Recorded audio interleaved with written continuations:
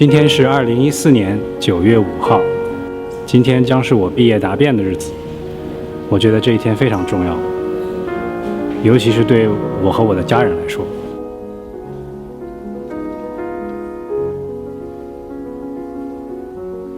因为各种原因，我的母亲和父亲不能到场。我希望用这个短片来向他们展示答辩的气氛，也希望自己能够顺利通过，让母亲感到欣慰。这是对我7年以来的努力的一个回报。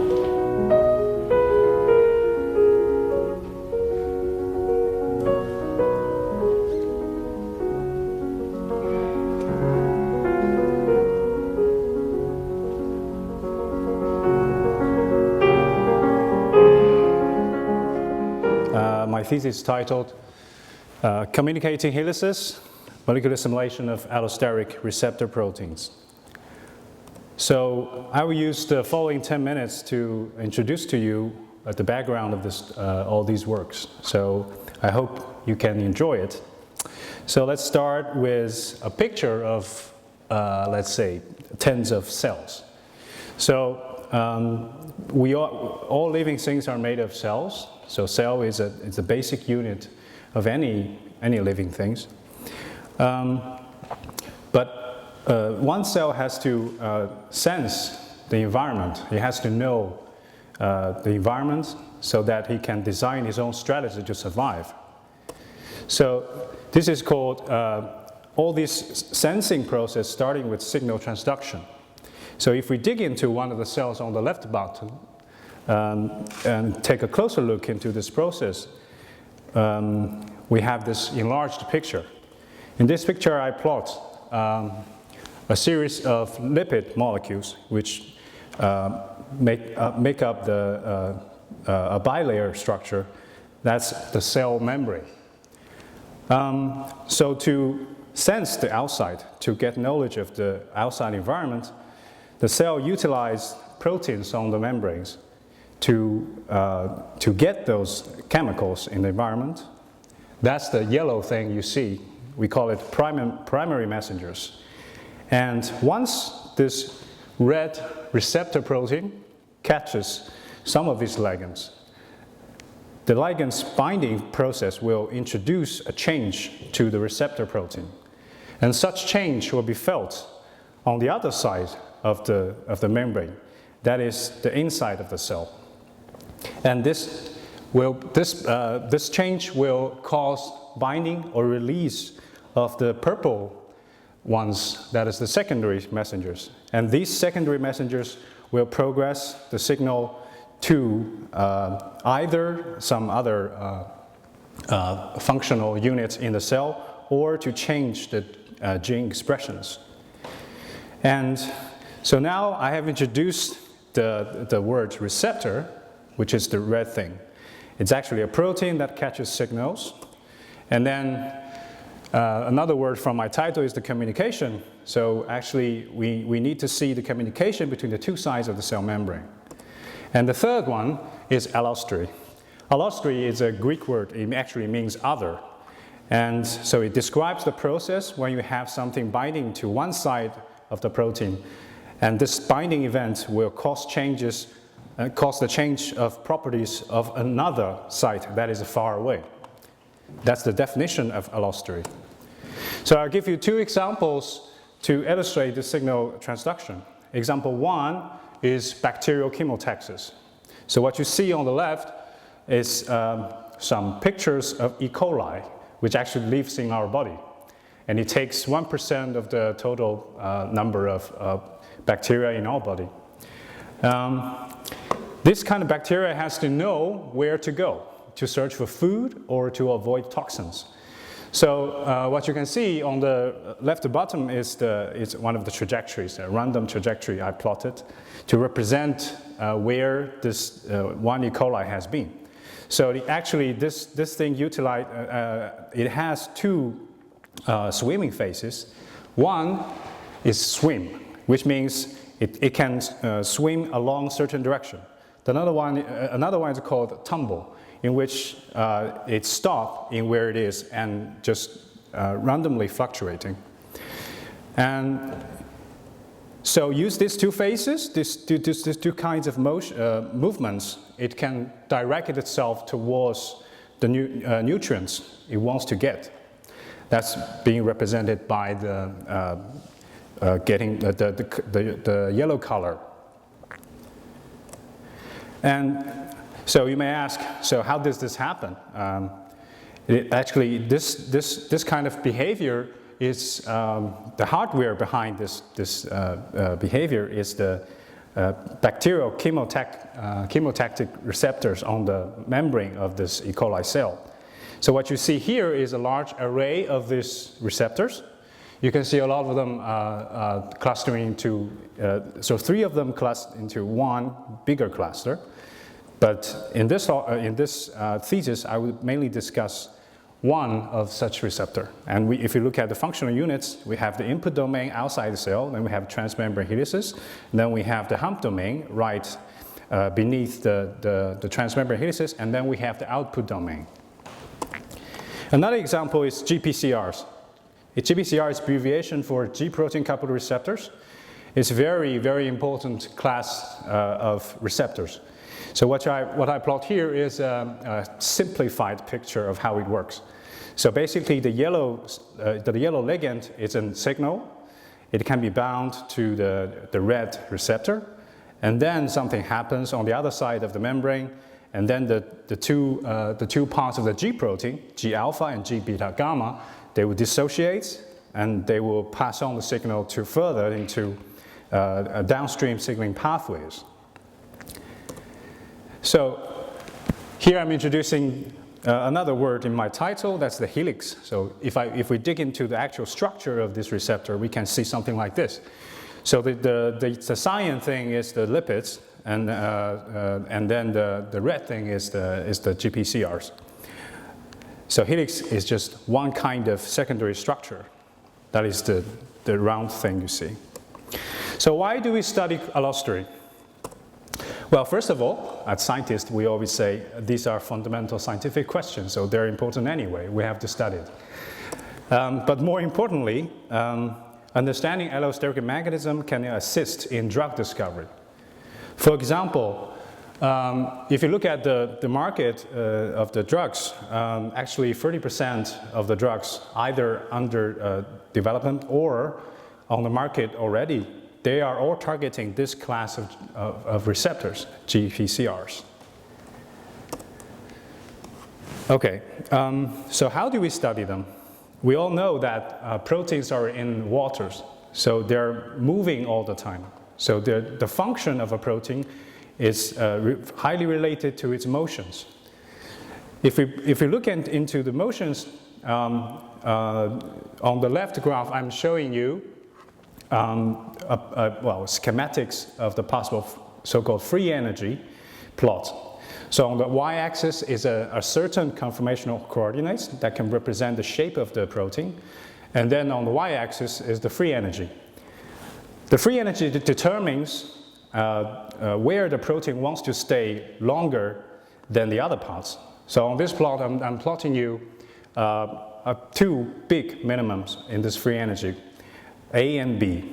And within each one of them, we'll have some small barriers and small minimum.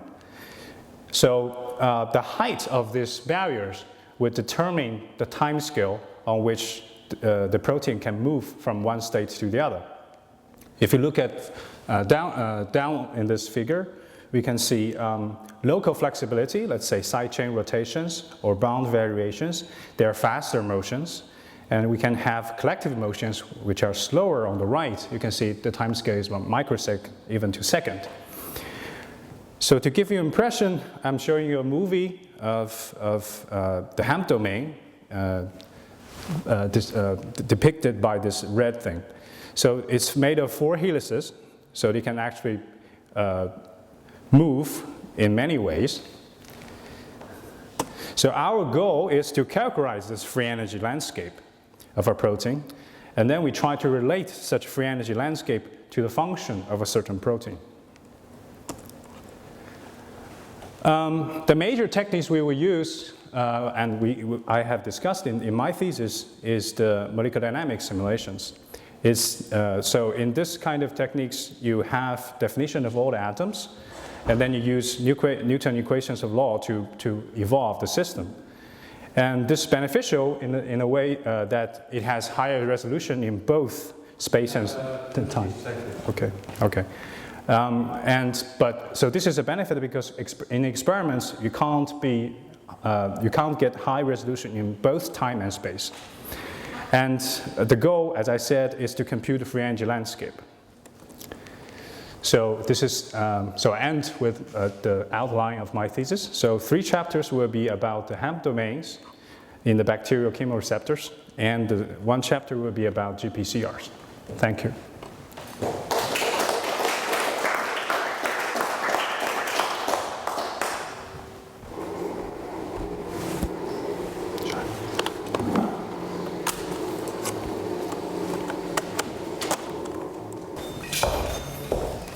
Ladies and gentlemen, all rise, please.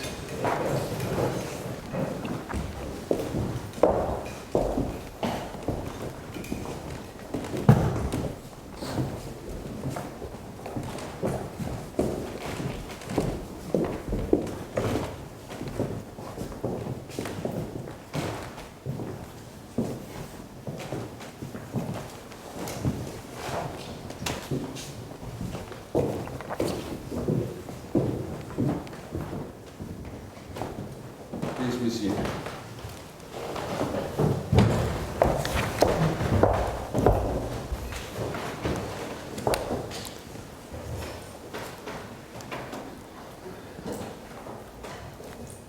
By virtue of the decision of the Rector Magnificus and the doctoral board of this university, I shall, during this hour, in order to obtain a doctorate, publicly define my thesis entitled Communicating Helices, Molecular Simulation of Allosteric Receptor Proteins. All those who wish to raise objections to the contents of the thesis, I request to do so in a just and clear way, which leads to create the opportunity for an orderly exchange of views. The opposition will be in English. The first examiner will be Professor Frankel from the Cambridge University. Us small vendors, that's the only thing I'll say in Dutch, and everything else will be English. I would first of all like to congratulate you with the completion of this thesis. It is a very impressive piece of work. You've been studying a problem, as you explained very well in the text, that is of great practical importance and also very basic importance to understand at least part of the ways in which cells transfer signals through the cell membrane. And of course, this requires a combination of different techniques and knowledge of many different areas of both statistical physics and the relevant biology. And so I had the impression that you had to digest a lot, and it requires, dare I say, intelligence. And so now that I come to this, I thought, as you know, there are these organizations where people convene on the basis of their intelligence. They just say, my IQ is above 150, and so I become a member of this club, Mensa. And the way they typically determine this is by giving each other puzzles to do. And so I would like to give you a puzzle. It should be, well, if all is well, it should be an easy puzzle for you, but I'm not completely sure. It is something deeply related to the content of your thesis. What I'll do is I'll read you a series of numbers. And then, as you know with these puzzles, you have to say what the next number is. And so the series of numbers that I have here is 11, 18, 7, 33, 12. And I would actually urge you not to think too long about it, because if you don't know the answer instantly, I don't think you're going to find it. But could you repeat the numbers? It's too quick. It is 11, 18, 7, 33, and 12. 12.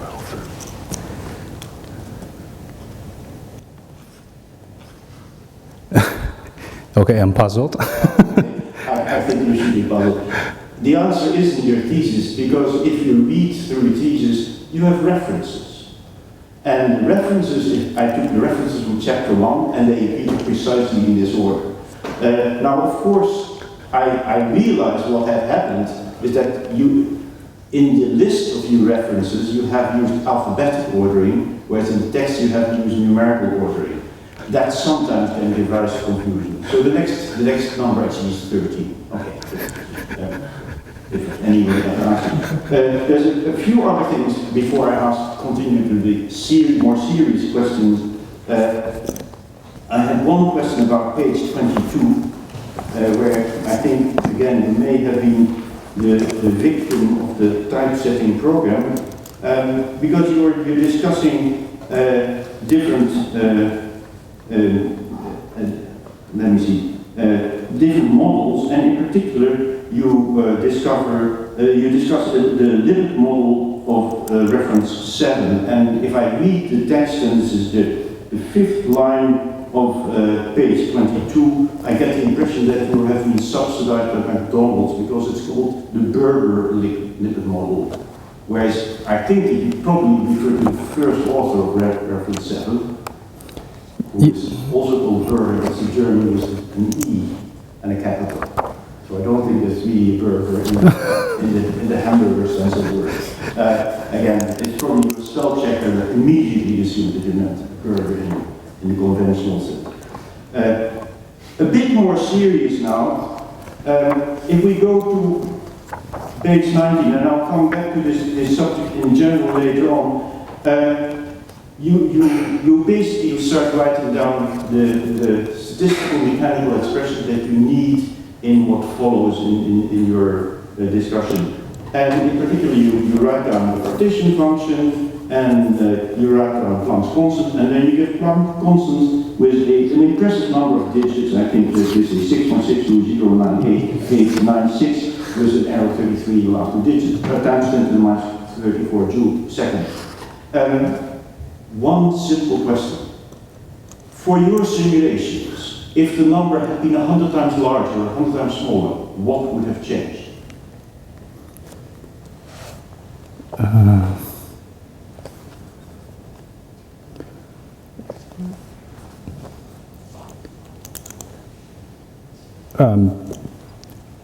I think, well, it's a constant, it won't change, right? And if you change it, you change the temperature. And I know, but it's not so much that it's a constant, because of course it's Planck's constant, but I think that, as far as I can tell, everything in your simulations is classical. yes. And so, whatever changes, if you have motion, classical motions, classical equilibria, I don't think that anything will change if you change the Planck constant, because Planck constants have never entered the picture. Unless maybe I missed something where in your thesis it is an important fact, but I think not. It's not that it's wrong, the number is absolutely right, but I didn't check it, but I'm sure it is right. I think that it is not something of absolutely crucial importance for the rest of the story. But now that we talk about free energy, I have a question where I would like you to explain something in a bit more detail. I mean, you again on page 19, you say that the free energy cannot be computed in principle in a simulation. I would change the slide to say not in practice, but the more important thing really is if you go to page 11, where you use a picture, and so it's actually the question is more possibly about work other than your own work. Because in this picture, you show something, a landscape. And if I read the caption, it says energy landscape. And if I read the axes, it says a free energy. Yes. So my question is, what is it, and what is the difference between an energy landscape and a free energy landscape? Okay. Obviously, the caption is wrong. It should be the free energy landscape. The difference between energy and free energy is that energy is just normally referred to potential energy, in which you don't count the entropy effect. But in free energy, you should have the entropy part there as well. So I mean, as far as you're concerned, this is a free energy landscape. Can you, because in some parts of the text, I didn't identify every single one, you talk about the free energy landscape, but I would like to know what you really mean by the free energy landscape, because you have to explain a bit more what, I mean, if I look at the map, landscape, then I have the coordinates in the kilometers or whatever, and I know how to measure, but what are the coordinates here in a free energy landscape? Normally we don't know the coordinates. For any protein system, we first try to guess certain collective variables or collective coordinates, and then try to plot the free energy, try to compute the free energy landscape along these coordinates. But then, yeah, of course, we don't always know. So just imagine that you now change your choice of coordinates. Would that change the landscape, or is the landscape always the same? The free energy landscape. Well, if you look to the real, I mean the high-dimensional definition of the free energy landscape, it should be always the same. That's the energy landscape. Oh yeah. Okay, yes, that's the energy landscape. But free energy landscape, you first define a coordinate. You use stigmomechanics to calculate, to average over the other degrees of freedoms, and then you got the free energy landscape. De or A? A free energy landscape. I think there we agree. Yes. Finally, one question that's more about your last chapter was where you have the transmembrane protein and the cooperative. And you study the phenomenon of signal transmission, and it's certainly an intriguing result that you obtained. One thing I was wondering is that in general, usually nature uses many tricks to achieve whatever it needs to achieve to get cells to survive. And one of the things I was wondering about is, to what extent are these multi-domain protein complexes important from the perspective of the molecule that lands on the surface? So here you draw, and I think it's on page 107, you draw a molecule that clearly looks a lot smaller than the entire transmembrane protein complex. But I can imagine that you have, in some cases, agents that bind that actually are of the same size and that can bind with different ligands independently to different receptors on the transmembrane protein. And this is something you didn't discuss. Do you think that is something that could change or at least broaden the story that you have been telling? Yes, in chapter 6 we are only looking at the system using a highly simplified model. The reason why is that we already we want to use it to test some physical ideas. So far I cannot say that the results in this chapter will be able to predict any actual behavior of the receptor itself. Okay. Well, thank you very much.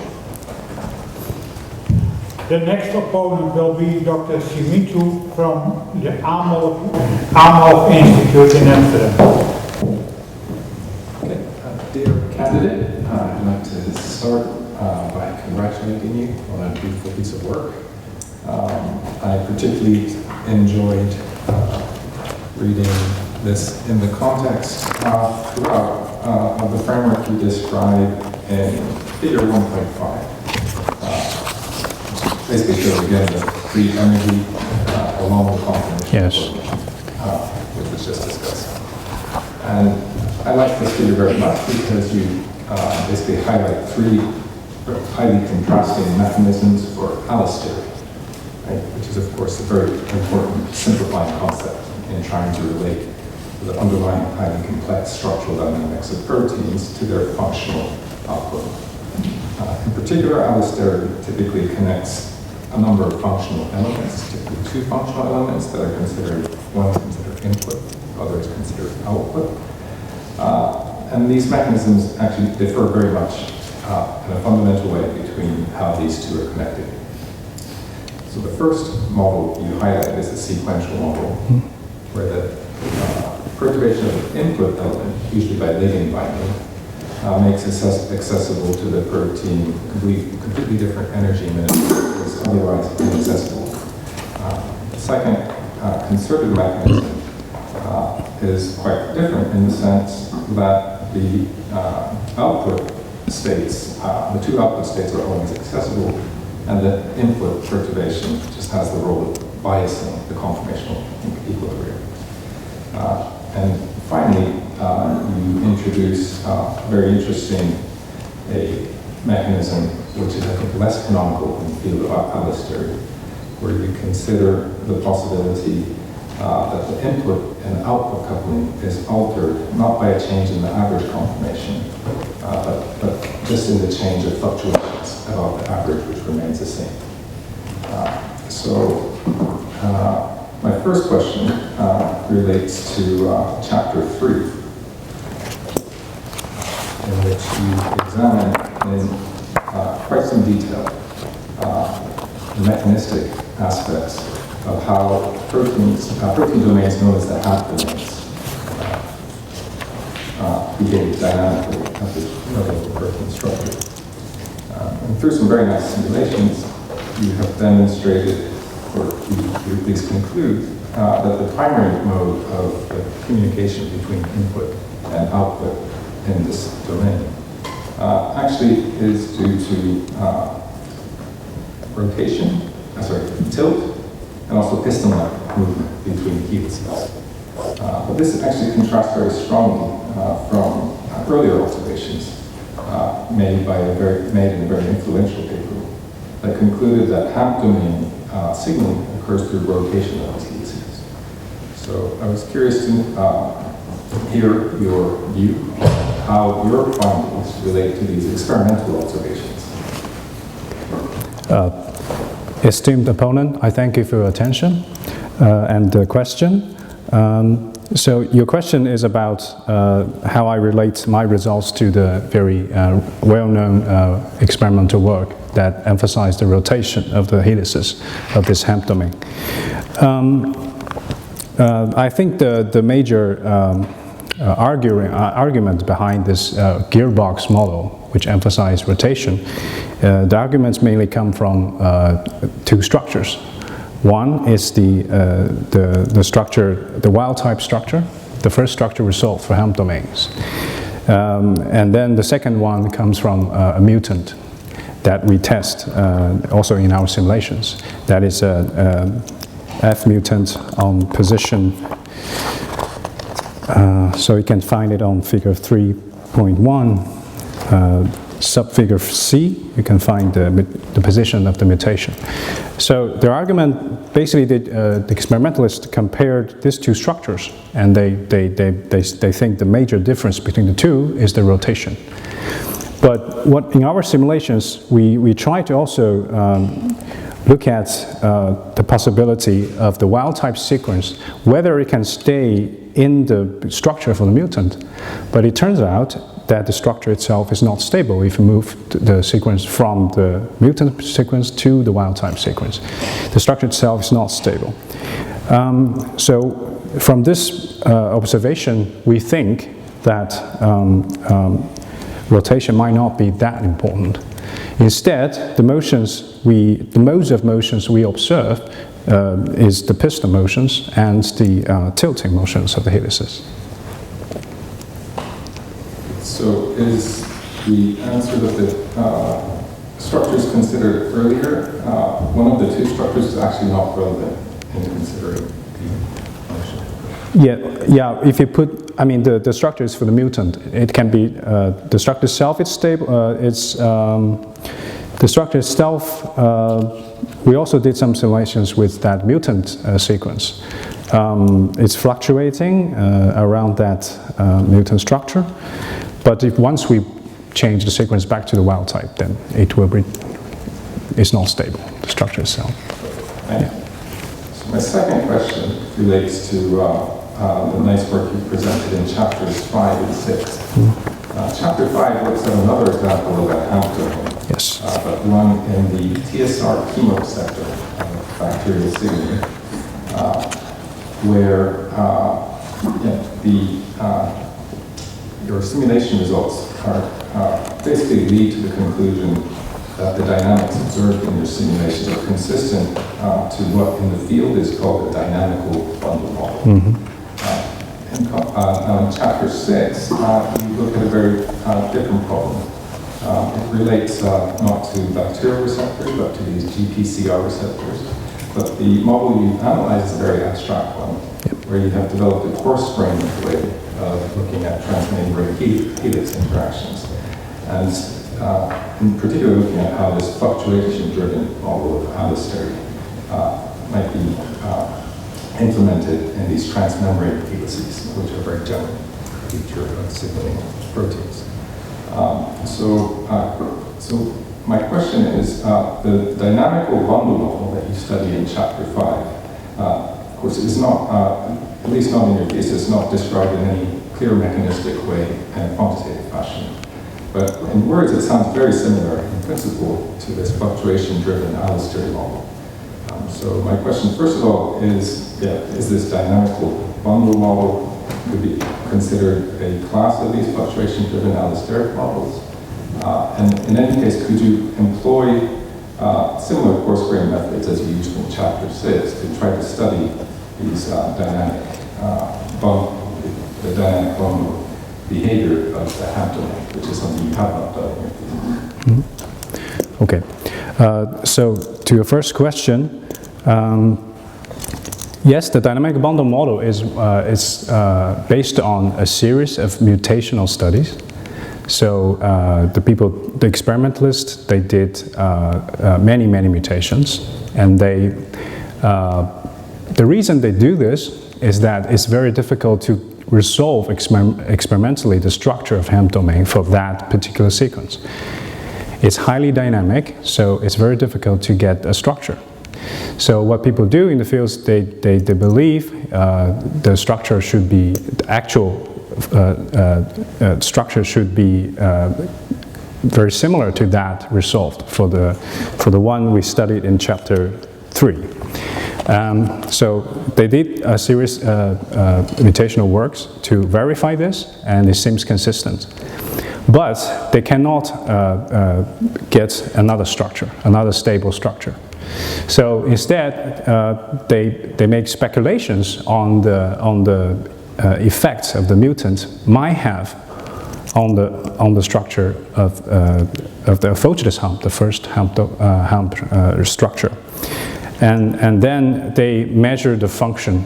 They measure the signaling level, and they try to relate these functional results to their speculations on the change by the mutations.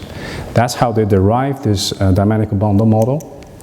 So since it's very difficult to get another structure of this TSR hump domains, at this moment I wouldn't dare to say that dynamic bundle model can be very similar or exactly the same as fluctuation-driven model, because yes, it's highly related to dynamics, but we can't judge at this moment whether there's only one average conformation. Okay. So time.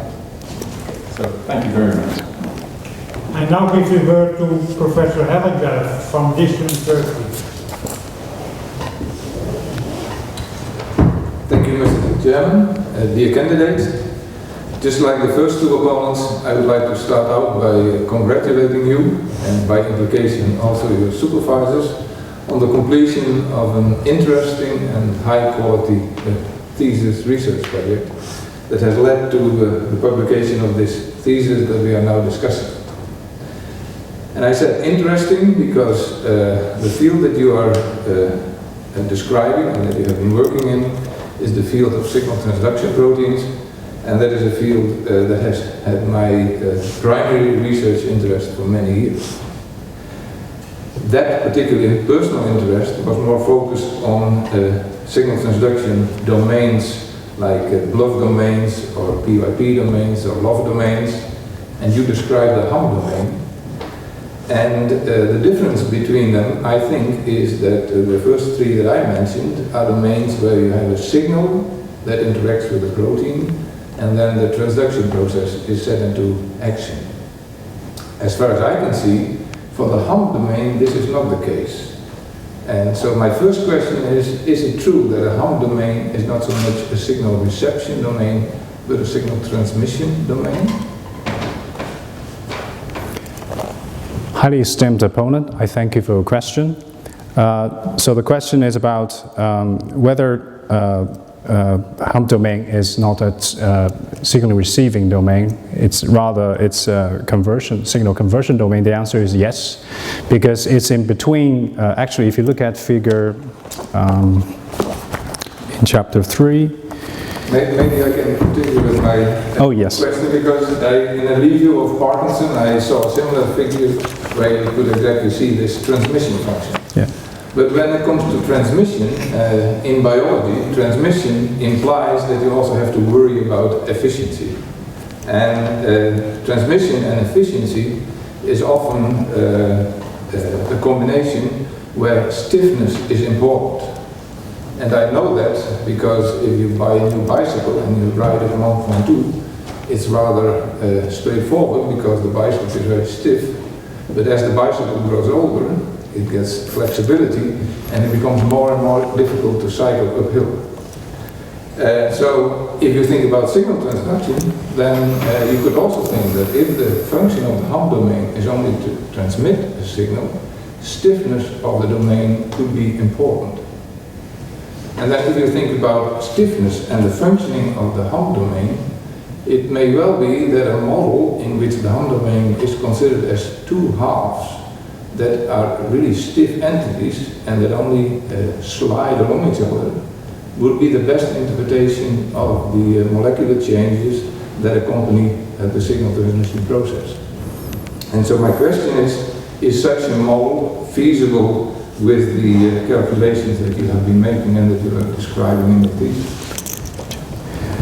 So the question is about the stiffness, or maybe I can translate into another fashion, that is whether the signaling mechanism is based on rigid body motions of those helices. If you look from chapter 3, the study we did, it looks like that's the case. But we have to bear in mind that this Hum domain, it's actually, this structure itself and the sequence for this structure is highly stable and is not a real Hum domain. You cannot find this sequence in the chemoreceptors. So it's actually from a photodes, from a transmembrane protein, part of the transmembrane protein that has unknown function. The structure is considered very useful in a sense that it seems from various types of evidences that the Hum domains should be close to this structure. But this sequence itself is highly rigid. If you look at the study we did in chapter 4 and chapter 5, actually we find that the Hum domains themselves are quite fragile. The helical structure can easily be disturbed. So I cannot comment on whether this fragility is a major mechanism, because so far we don't have enough evidence to say that. But it looks to me that in chemoreceptors for Hum domains, the signal conversion process, transmission process, should involve at least partial unfolding of the helices. Yeah, so I would also be interested to hear your comment on whether recent literature, like for instance the study published by Parkinson earlier this year, would be in accordance with his interpretation of a rigid body motion of half a Hum domain with respect to the other half. So among the 3 chapters, the work in the 3 chapters I presented, we do not observe, let's say, the rigid body motions between the first R terminal half and the second C terminal half. It's more complicated than that. Yeah. I think. And so that brings me to another point, which is, I think, one of the weaknesses in the approach that you have taken, and that is doing molecular dynamic simulations on a domain of a protein that in reality, in biology, has a function within a much larger whole. And so that, I think, has the implication that particularly in the N and C terminal ends of the protein, the freedom that the domain residues experience to move is much larger than the freedom they would have in an intact protein. Mm-hmm. And so my question is, are there ways to remedy this limitation of modeling domains only to try and bring the simulation closer to the situation of simulating the function of the domain in the intact protein? Yes, we consider this possibility in the beginning, but the problem is if we really try to model the complete receptor, it will be computationally too expensive. So there are ways like coarse-grained force fields that you can use to save time, but then it's at the price of accuracy. And so we prefer to study the hump domain by itself. Of course, this reductionism approach needs to be validated in a sense that the input motions is not known in the simulations. From experiments, it's also very difficult to characterize the input motions and output motions. Maybe a very naive thought is that it would not be necessary to immediately go to a coarse-grained simulation if you would want to do something like I suggested, but just constrain the freedom of motion of the N-terminus and the C-terminus. But then we have to make sure that the input motion can be represented by those kind of restraints we put, but this is only unknown. I wondered whether people have been trying to mimic this restraint. We have techniques, enhanced sampling techniques to do that, but then we cannot find experiments that can really validate those results. Okay. I see that I have 1 more minute, and then I would like to go to a very different topic related to chapter 6. And in the summary of chapter 6, you write that you do simulations there, and then the sentence is that there is zero cooperativity for proteins with less than 3 transmembrane helices. And since I teach a basic course in biochemistry, I'm very familiar with the fact that in biochemistry we describe properties of signaling proteins, receptor proteins, with only a single transmembrane helix. One of the examples is the tyrosine kinase type of receptor. And then when I Googled in PubMed, I saw in the combination of tyrosine kinase receptors and cooperativity more than 200 hits. And so now I have a protein with a single transmembrane helix and cooperativity. So to me it would seem that this is in contradiction with your conclusion here. This conclusion is mainly used for integral receptors that consist of many transmembrane helices, and in this we define cooperativity in a specific way, that it has to be effective interaction between the two sides of the membrane. I'm not very familiar with tyrosine kinase receptors, so I'm afraid I cannot give you a quick answer, so I have to go back and work to see. I don't think a definite answer is not necessary, and it may be just a semantic issue. So I would like to end the discussion here and give the word back. Okay, thank you. The next examiner will be Dr. Ensing from this university. Thank you, Mr. Chairman. Dear candidate, it's a pleasure to be the fourth member of this inquisition to congratulate you with your beautiful work. I'm very much impressed with the type of simulations that you can do on these massive systems. And I'm particularly glad to see that you managed to use metadynamics to do impressive calculations with many collective variables. You must have already anticipated that I would ask you some questions about that, and I will not disappoint you. I would like to start with some questions about the parameterization, particularly the things that you're saying on page 41 of your thesis. You used the novel, well-tempered version of metadynamics, which, as you also say, has much better convergence behavior, and at the cost of having some extra parameters. And you mentioned these parameters. You say, for example, that the bias factors used in one-dimensional, two-dimensional, and four-dimensional well-tempered aerodynamic simulations are 40, 10, and 30, respectively. And just a few lines above, you actually say what this bias factor is this ratio delta t plus t over t.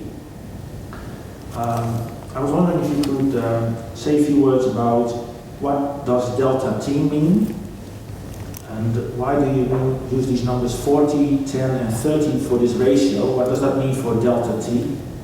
And why would you use different numbers for different dimensionalities? This well-tempered aerodynamics. Esteemed opponent, I thank you for your question. So your question is about the bias factor I used on page 41 in chapter 3. Actually, the meaning of delta t is actually, so the bias factor itself determines how the effective height of a Gaussian we add to the system decay, how fast it decays. So the larger the bias factor is, the slower it will decay, which means in the end we will add with a larger bias factor, we will add more energy into the system. I choose well-tempered dynamics in a sense that I don't want to put too much energy into the system. But on the other hand, I need enough energy to see some motions, because the HAMP domains we studied in chapter 3 is highly rigid and highly stable. So we need enough force additional force to force it to move. So about the number 40, 10, and 30, it's after a lot of trial and errors. So if I use a smaller bias factor, I wouldn't see as much motion as I could see within, let's say, 50 nanoseconds or so. So that's why But can you say why you use different numbers for different number of collective variables? For example, 40 for 1D, 10 for 2D, and 30 for 4D, because you will agree with me, they're all describing more or less the same system and the same process, just with different collective variables. Yes.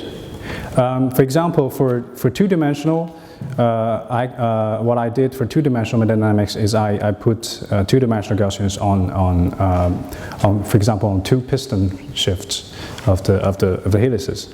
What I find is that if I use a larger bias factor, which means more energy, more extra energy to the system, sometimes it can break the helical bundle. If you put too much force to move the helices, sometimes this thing can dissociate. So so that's why I prefer to use less energy, less extra energy. Thank you. Continuing with some of the results, for example, those on page 47. The one-dimensional plots typically show you one state as a minimum, and first of all, why would you see one state only? And secondly, can you say something about the shape of the well? It looks almost harmonic. Would you expect it to be harmonic?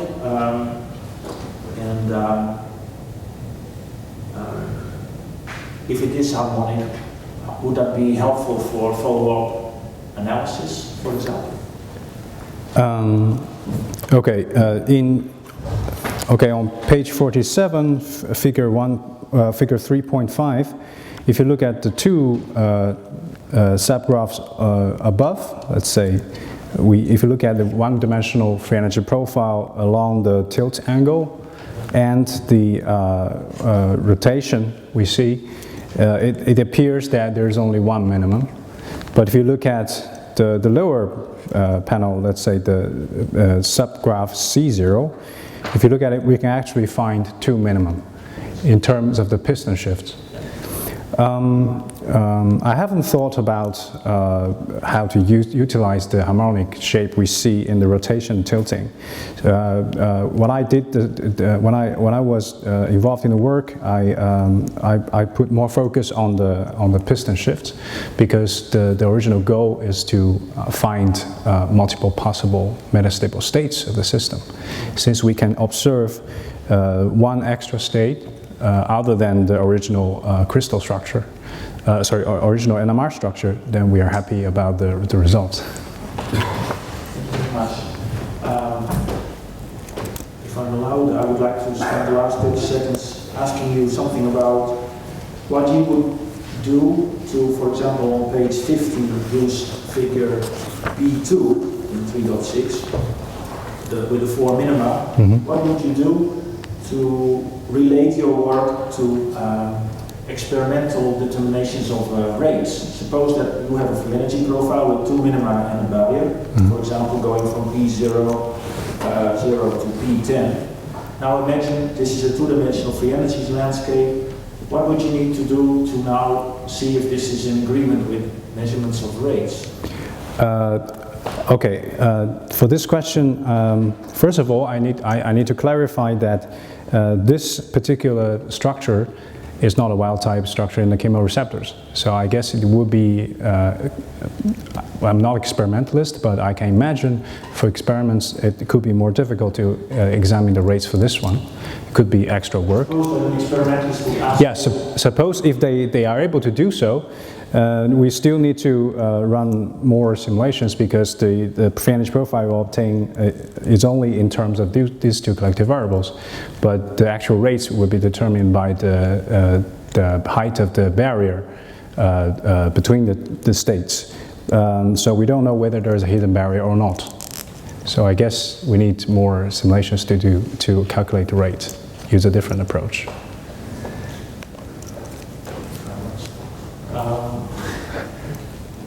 What about dynamical factors, diffusion, frequency of attempts of the protein? Do you have any idea on how to get that information from your simulation? I'm afraid not. I haven't thought about it yet, but we can discuss it afterwards, I think. Okay. Thank you very much. The last opponent will be Professor Meyer from the University of Amsterdam. Dear candidate, let me first congratulate you with completing your master research or your PhD research project and presenting the results in this very well-designed thesis with a very nice cover and well-written and addressing an important process in biology using very advanced computational techniques. Well, the approach we took was starting from the atomistic model, and most of the thesis is actually focusing on that, but in the end you moved towards the coarse-grained model. You made a big step from atomistic to coarse-grained, and also I like that fact that you use both approaches. Maybe we have some time to come back on that later. But first, maybe to continue on the previous opponent. So you would be using metadynamics to investigate the configuration space, in particular those parts that are important for calculating rates and which are rarely visited. And you have been using metadynamics, and there is also other possibilities, and I'm always interested by someone using a certain particular computational technique. So I would like to ask you, why did you use metadynamics, and why did you also consider other ways of using biased sampling? Highly esteemed opponent, I thank you for your question. So the question is about why I use metadynamics, this particular technique to do the enhanced sampling. First of all, because we have in literature we can find hints about the possible coordinates that we can actually add the bias potential. That is the piston. The piston motion was suggested by some crystal structures, comparison of crystal structures of the transmembrane part of the receptor, and people observe that after ligand binding, there's a piston shift of the transmembrane domain. So it's likely that this motion will be transmitted to the hemp domain. So that's one hint. And another thing is that people already mentioned tilting in literature, so and also rotation by the gearbox model developed in 2006. So since we already have some hints about the possible coordinates to add the extra force, we choose these three collective variables, and then metadynamics is a very established method to do to add biasing potential on coordinates, on collective coordinates. So that's why I choose it. Yes, I think that's correct. But there's also other methods, and they could also be proper methods for doing this. But maybe we should go forward to the other questions I have, and those are a bit more detailed, particularly on the last chapter where you used a four-string model to try to understand cooperativity. There is one part of the interactions you specifically address, you take this out, this is the entropic part of the effective interaction. You consider this in the 2D model. And first maybe you can just summarize very shortly what the nature of these entropic interactions is. And secondly, I would like to know how important actually the entropic interaction is. Can you deduce this from the results you got from the entropic interactions? Yes. On page 119, actually, I think that's the 2D model you mentioned. So actually, the results presented in figures 6.5 is mainly the depletion effect, which means there will be effective energy purely due to entropy. I can also tell the importance of entropy if I go back to go to figure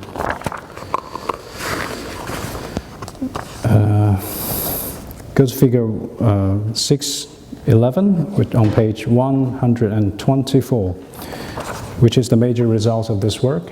So if we consider a three-dimensional representation of the system, we actually are comparing two different scenarios.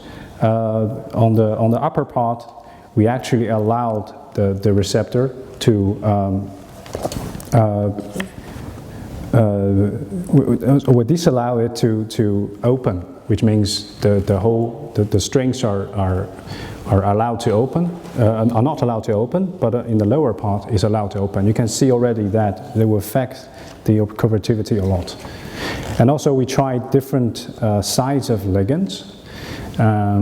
Although it's a very simplified picture, the ligands are all spheres, but once you change the size of the ligands, it will also affect the cooperativity.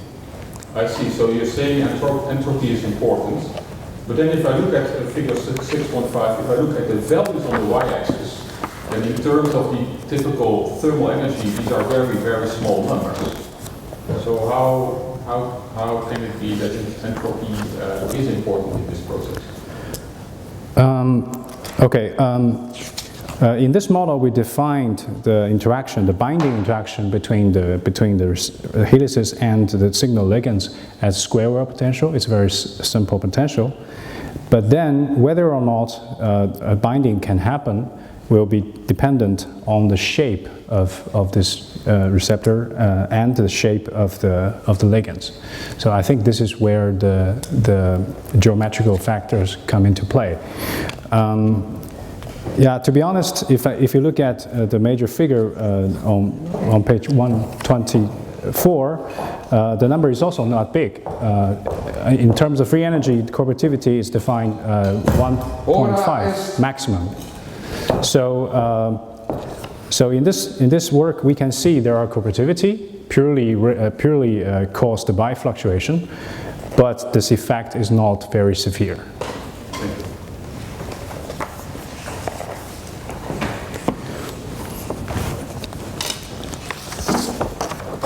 Having concluded the defense of my thesis to the best of my ability and pending the decision of the doctorate board, I should like to express my sincere thanks, in particular to my highly esteemed promoters, as well as to those who have courteously brought forward their objections, and to all who have been so kind to honor this ceremony with their presence. The Commission withdraws for deliberation. All rise, please.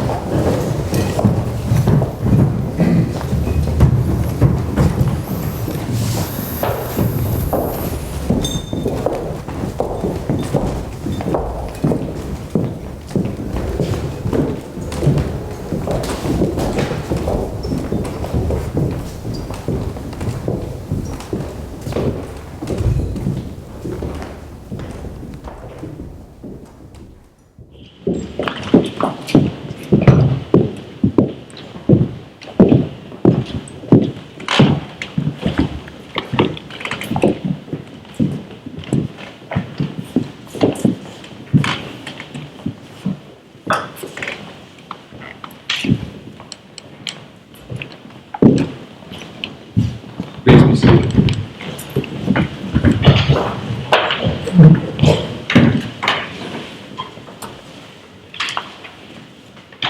Dear candidate, after due consideration of the thesis you have submitted, we have decided to grant you the doctor's degree. Professor Bolhuis is authorized to confer this dignity on you in the usual way.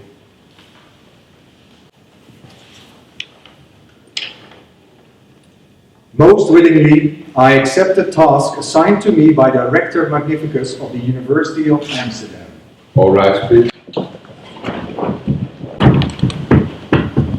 By virtue of the power lawfully granted to us by order of the Rector and the Doctorate Board of this university, I herewith confer on you, Lizhe Zhu, the degree of Doctor, and grant you all the rights pertaining to this degree by law or custom. In evidence hereof, you will be handed the degree certificate, signed by the Rector and the promoter, and confirmed with the Great Seal of the University.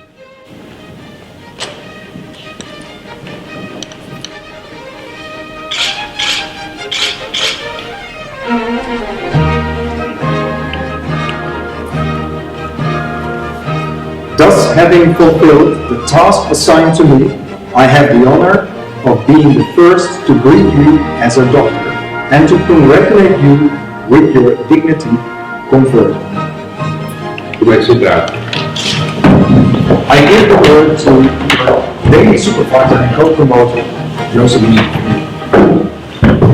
Dear Dr. Zhu, dear Lizhe, congratulations on obtaining your PhD. It has been a long journey, as you already mentioned in the acknowledgements. This journey started in 2007 when you joined the group to do a PhD with Professor Peter Bolhuis, your promoter, on allosteric transitions in receptor proteins. You were then still in your building at the Nieuwe Achtergracht, and this is when you started working on your first project, supervised by Peter and Professor Daan Frankel from the University of Cambridge. This project aimed to study the effective conformational fluctuations on the binding reaction in a simplified membrane receptor. You investigated cooperative effects, meaning that binding becomes easier if something is already bound. You discovered that fluctuations enhance this cooperative effect. I would like to thank Professor Daan Frankel for his help with this project and for his opposition today. This project resulted in a paper in Physical Review Letters, a prestigious journal in physics. You were so happy by the time it got accepted you ordered 2 cakes, with specifically requested chocolate writing, which stated MolSim for PRL. The simple model mimicked the famous G-protein coupled receptor proteins, and I would like to thank Professor Hoff from the Free University, an expert in G-protein coupled receptors, for his participation in the PhD committee, and unfortunately you couldn't be here today. In your first years, you and I had very little to do with each other. I was working as a postdoc with Peter at the time, studying receptor proteins, and then at some point Peter asked me to explain to you the biochemistry of signal transduction. A task I happily accepted, I hadn't been prepared for, with the result I completely overloaded you with information. Nevertheless, sometime later, after having absorbed all this information, we started then working together. The topic of our studies was part of the protein system, the Hoff signal relay domain. This is a very common motif in chemotaxis receptors, and I'm very grateful to Dr. Tom Schmitz for his position today, as he is an expert on chemotaxis proteins. The Hoff domain connects the transmembrane anchored receptor domain, called the input, to cytoplasmic methylation and kinase domains, called the output, and plays a pivotal role in transferring signals back and forth between the input and output domains. At the time we started working on the system, it was unknown how this Hoff domain relayed signals. Only one structure was known, which was very stable. You did many simulations on this structure. Many simulations trying to get it to do something. You heated it up in replica exchange simulations, you applied additional biasing forces in metadynamics approaches, but the end result was always that the domain either hardly moved or it would completely unfold. Then the Newton structure became available with quite a different shape. Using this, you were able to characterize the motions Hoff could do, and then we implemented these as bias potentials in the fluent metadynamics framework. I would like to thank Dr. Bernd Enzing, a metadynamics expert, for his opposition today. And I'm also grateful to Professor Evert Meijer for his opposition and useful discussions. The topic of Hoff was popular at conferences, as it turned out. Almost anywhere when you applied for a talk in a conference, you got accepted. For example, at the Bloom's conference in San Sebastian in the summer of 2009, and with special mention in winter 2011 in Baltimore at the annual meeting of the American Biophysical Society. You were the first PhD student of our group to actually have achieved that, to have a talk at this meeting. Finishing the first Hoff paper happened in December 2012. You were already in Hong Kong working as a postdoc, as you mentioned in your thesis, a pre-postdoc. Peter was in Amsterdam and I was on a work visit in Toronto. There was a deadline for the revisions. And we had to work across time zones to get it done. With success, as this work on the Hoff protein was published in Post-Computational Biology. Continuing the work on the Hoff domain, we focused on two Hoff systems from different organisms. One originating from the serum chemotaxis center in E. coli, and one from the oxygen sensing receptor system containing 5 Hoff domains from Agaricinosa. These investigations resulted in 2 chapters in your thesis, on which we are now working hard to get them published. I would like to thank Professor Klaas Hellegaard, an expert on bacterial signal transduction, for his opposition. Besides all the research, you were also involved in improving teaching and, to your dismay, making the schedule for the group meetings, which must have been giving you a lot of headaches. Also, you enjoyed photography and made photos of the group for the website. Dear Lizhe, it has been a long journey, and as you wrote many ups and downs, you've shown huge improvements in scripting, in programming, in doing simulations, in writing, and in making figures. I do remember we had often heated discussions about figures, and I want to compliment you on the cover of the thesis. I find it very good. And possibly you've also improved in watching less YouTube videos of basketball. I would like to thank you, as you made me, I would like to thank you for something special, as you made me discover that I do have the magical presence of the supervisor, which means things would work better when I was around. Dear Lizhe, I wish you a successful career in Hong Kong or wherever else you will go. I would like to congratulate you again on your doctorate. Extend a congratulations to your family and friends.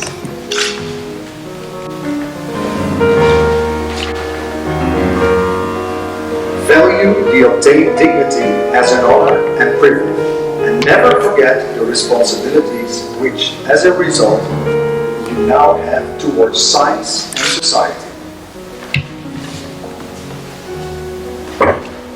Dear Doctor, I have the pleasant duty to congratulate you also on behalf of the Doctorate Board of the University of Amsterdam on this newly acquired honor. And hereby I declare the ceremony ended.